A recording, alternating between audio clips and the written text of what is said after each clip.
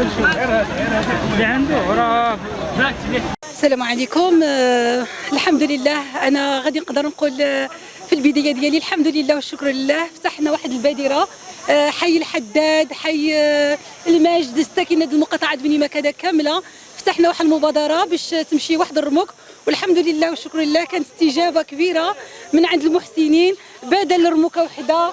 الخير هذا ما توقعناش غادي يكون بهذا الوقت اللي هو غير قصير والحمد لله والشكر لله. يعني هذه المساعده غادي تمشي للناس ديال تارودات ان شاء الله يا ربي. تعازينا الحاره من الشهداء ضحايا الزلزال والله يشفي المرضى. نداء كان جمعيه المجتمع المدني من مقاطعه بني مكاده لبت النداء على اساس هذه القافله باسم ساكنه مقاطعه بني مكاده.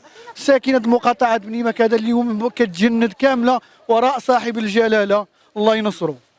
وكنوجهوا النداء ديالنا لكل الفاعلين اللي باش ما سخر الله بالاواني بالمواد الغذائيه بالملابس سواء قديمه او جديده الله يرحم الشهداء ديالنا. السلام عليكم.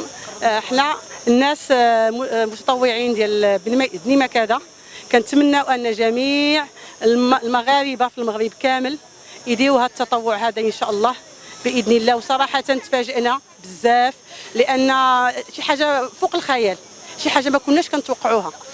المغاربه كاملين متضامنين وكنترحموا جميعا على الضحايا وكنتمنى حاجه وحده ان المواطن البسيط شوفوا واش كيعطي.